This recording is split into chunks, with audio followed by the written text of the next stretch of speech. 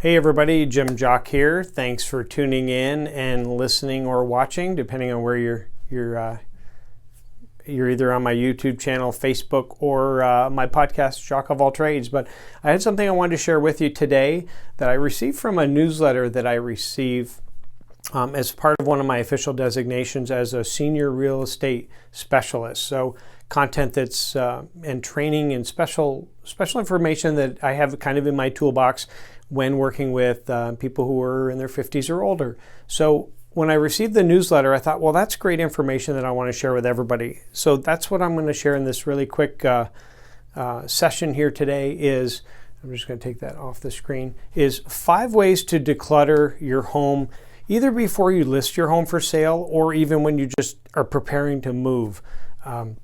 My wife and I, in the course of our 20 years in the Air Force, I can't count how many times, well, I probably could count how many times we moved, but it was quite a few, and we kind of got the moving thing down to a science. But then when we retired, well, for me, about 10 years ago, actually more than that, darn, we realized, well, wait a minute, we're not moving, so we're not getting rid of stuff and keeping the decluttering, from going on. So we actually had to be very intentional about decluttering and things like that because we weren't moving.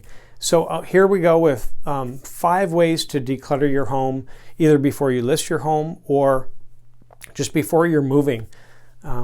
Number 1, and you'll see some of the information on the screen if you're watching. Number 1 is toss the trash. There's so many things, it's like I always just tell my wife is every time we go to the store, we bring stuff into the house. Well, at some point, you either get too much stuff in the house or you got to bring stuff out of the house or stop bringing stuff into the house. But toss the trash. When we walk in and out of the house every day, we kind of get blind to the clutter. And it might be a stack of mail or things that I might read or need to go through or whatever.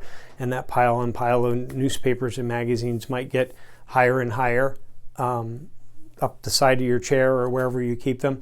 So those are one of the things that you need to figure out 3 things. It's either going to be recycled, donated, or thrown away.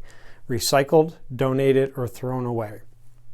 So one way that you can get rid of some of that is go through with either a bag or a box or have your kids or somebody help you and have something for recycling, have something for trash, and if you are going to keep something, then another somewhere to put that. So you do have to, you'll want to go through every room in the house and do that, and over time, you will have decluttered. We have in our house we have a closet underneath the stairs that seems to grow every few months or 6 months. It's like, wait a minute, how come I can't get in there anymore? There's more stuff in there or, somewhere else in the house. So number 1, toss the trash. That'll help you declutter. The other thing you can do is pare down furniture. And I've gone through a lot of this, my wife and I, pare down furniture. So if you have a really small room, like say you're a small living room, one thing you probably don't want to do before selling is go and get new furniture that's like the big oversized or whatever. You want to have your furniture when you sell your home proportionate to the size of the room. So if you have a 20 by 20 living room, the big overstuffed chair and sofa and things like that probably are right size for something like that. But if you have a smaller living room, which is actually what I have as a smaller living room, you want proportionate size furniture. But you also want to have some empty spaces around the edge, so not every corner is filled, because what happens when a buyer walks into your home and they see all of that clutter, they think, wow, there must not be room in this home to put stuff, and that's why it's like lined all around the house and every spot is filled and full, and because there's not enough room in the house. So if they don't have enough room in the house, then I might not have room in the house. So that's something that you want to keep in mind, and that's one of the reasons that we declutter a home before we list it. So number 2 is pare down the furniture. Pare down the furniture. Number 3, you hear this and you sometimes wonder why, but depersonalize your home. Don't make it look sterile, but what I mean is some people, you go in, they have this wall of family photos and just different things like that. what you want to do is you want to take those down, because what happens when a buyer goes into a home like that is they end up looking at the pictures. I know I do, because I'm always looking to see, do I know this person who's selling or whatever. But when a buyer goes in, they end up focusing on the pictures and not the beautiful room that it's in, or the beautiful woodworking that goes up the stairs where the photos are.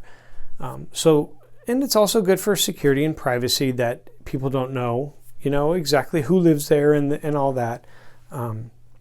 So you really do want to depersonalize. So that would be with pictures, kids' artwork, postcards. I think about the front of refrigerators. I know that's usually where a lot of things tend to congregate. Pictures or just different things. So in addition to depersonalizing, number 4 is you want to clear surfaces. So I mentioned the refrigerator. You want to clear off the front of the refrigerator so they can actually see the fridge and not be distracted by, wow, look at that fridge has got so much on it you can't even see if it's white, black, or chrome or stainless or whatever. But so you want to clear the front of something like your refrigerator, your countertops. You want to have very little on your countertops, very little on the countertops. And the reason is because when somebody looks at a countertop with nothing on it, it looks so much bigger. When there's something on every inch of a countertop, then your inclination is to look at it all. So they're looking at all the stuff lined up on your countertop, and they're missing the beautiful cabinets below it, or the nice light work that's in the kitchen, light fixtures that's in the kitchen. So you want to clear the surfaces of your countertops. You want to clear, just pet peeve for me is when I have a listing and I'm doing pictures, I don't leave the towel hanging on the front of the kitchen stove. I always put that under the sink or somewhere, because you want those nice clean surfaces and clean lines. You don't want them to look, it's like, wow, that's a really ratty looking cloth on the front of that really nice stove. You want to move that aside as well. So the other thing you can do in living rooms is minimal amount of stuff on your end tables or coffee tables. We've already gotten rid of the big stack of unread magazines at the bottom. So paring down furniture, depersonalize, clearing the surfaces.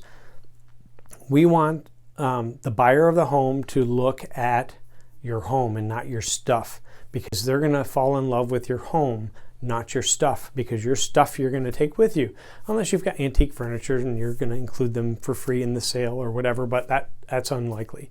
So you want to clear the surfaces, and you want to clean the surfaces. When I was a kid, one of the chores we had to do every Saturday was we had to dust the coffee tables or the end tables or whatever. I don't think people really do that much anymore, but the point is that it was clean. It was nice and clean. So you want to clear and clean your surfaces. It's okay to leave a few things, but again, it's a few things that doesn't distract from the overall everything that's happening. When you have somebody going into your house when we list it, we want them to be focused on how nice and big the room is, and that's why we have smaller furniture. And we want to show them in the kitchen how much counter space there is, and that's by not having a lot of things on it. So the other thing, number 5, remember the 5 ways to declutter, is unstuff the closets. So I talked about the Harry Potter cupboard under the stairs, but unstuffing the closets. That doesn't mean that just throw everything in the basement and then when they get there, they're like, oh my gosh, they should have put some of that somewhere else. But even with, like with your clothes closets, don't leave all of your clothes hung up. Maybe take the off-season clothes and put them in a tote, and put the tote somewhere other than in the closet, so that the buyer can see that this closet obviously has enough room for the person who lives here. And that's the point that we want to focus on, is we want to show them how big the closet is by being able to see it. If you open the closet and there's stuff right out to the front, I mean, the closet could be 18 inches deep, or it could be 108 inches deep, and you would never know because it's so full. So other type of closets that you want to unstuff, your linen closet should be organized. And if there's stuff in your linen closet that you're not really using, then either get rid of it or donate it somewhere if it's gently used, things like that. Towels and washcloths, in or near your bathroom, in your linen closet, if you've got some that are kind of like they need to go but they're really soft, and I like to use that one. Yeah, you need to pare down and get rid of some of the ratty looking. Again, we want to show your home in its best light. So things that are not, that are old and falling apart or whatever. It's like, well, my favorite chair from back when I was living wherever in college or whatever. And it's the most comfortable chair I have, but the thing died like 10 years ago. You need to get rid of the chair. You really want to show your home in its best light. So also the hall closet where you keep your coats.